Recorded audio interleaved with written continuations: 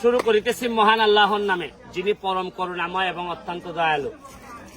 কিছু কিছু ক্ষেত্রে আমার যে কি ব্যর্থতা, আমার যে কি দীর্ঘ নিঃশ্বাস, এইটা আজকে আমার এলাকায় আপনাদেরকে একটু দেখাইতে চাই। আমার পিছনে যে দেখতেছেন এটা হচ্ছে বৈদ্যুতিক খুঁটি, খুঁটির উপরে যেটা দেখতেছেন এটা হচ্ছে ট্রান্সফরমার। এটা হচ্ছে কি আপনার প্রথম যখন লাইন দেয়া হয় পল্লী বিদ্যুৎ থেকে এটা ফ্রি দেয়া হয়।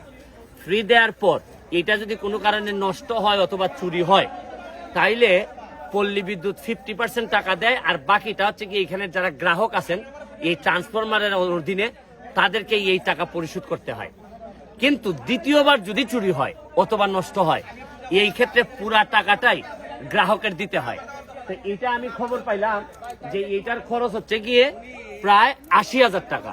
কিন্তু এখানে যারা আছেন যে মিটার গ্রাহক, তারা সবাই হচ্ছে গিয়ে শীল সম্প্রদায়ের, তারা চুল কাটেন বা এই ধরনের, তাদের ইনকাম 80,000 টাকা দেওয়ার মতো অবস্থা নাই।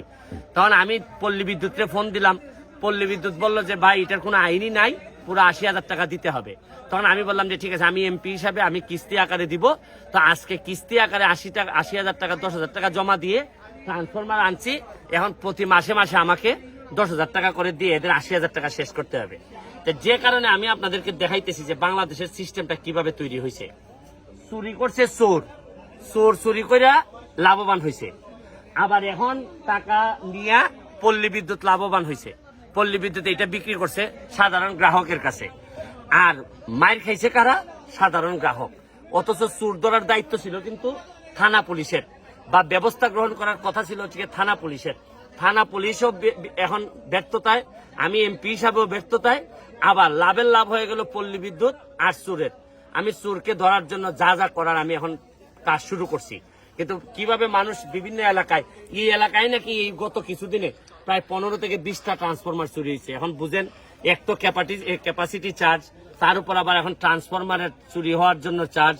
আমি এরা যারা ভুক্তভোগী আছে, আপনারা কয়দিন ধরে বিদ্যুৎ নাই? আমরা 17 দিন ধরে বিদ্যুৎ নাই, আমরা অন্ধকারে গরমের মধ্যে ফ্যান ছাড়া আছি। আর এইটা আগেরটাও 50% দিচ্ছেন? যে আগেরটা আমরা 25-26 হাজারের মতো দিয়ে আনছিলাম। দিয়ে আনছিলেন? এবার তো অবস্থা খারাপ। এবার এমনিতে দুর্যোগ, জিনিসপত্র দাম বেশি, আমরা ইনকাম সোর্স কম, যার কারণে আনতে পারছি না। আপনার শরণাপন্ন হয়েছি, আপনি দেওয়া আমরা চিরকৃতজ্ঞ। এখন আপনি দেখেন যে আমার এই পুরা হাইকোর্টের ইনকামের টাকা নিয়ে আইসা কিস্তি করে দিব এই যে ট্রান্সফরমারের, কারণ ট্রান্সফরমারের জন্য কোনো বরাদ্দ সরকারি ভাবে নাই। আর আমি শুধু আপনাদের সামনে একটা জিনিস তুলে ধরলাম যে আমাদের সিস্টেমটাই এমন ভাবে রেডি করা যাতে সব সময় কষ্ট হবে নিম্ন আয়ের মানুষের, সব সময় কষ্ট হবে। এই যে বিভিন্নভাবে টাকা পাচার করে নিবে বড় বড় দুর্নীতিবাজরা, আর গিয়ে শেষ পর্যন্ত করের বোঝা টানতে হবে সাধারণ মানুষদের। এটা আমাদের নিয়তি হয়ে গেছে। আমি জানি না, আমার একটা বিশ্বাস এখনো আছে যে বঙ্গবন্ধুর এই সোনার বাংলায় জননেত্রী শেখ হাসিনার নেতৃত্বে একদিন না একদিন আমরা এই সাধারণ নির্যাতিত নিপীড়িত মানুষের নিয়ে হাসির বা সুখের মুখ দেখতে পাবো। আজকের মতো বিদায় নিচ্ছি। ভালো থাকুন, সুস্থ থাকুন।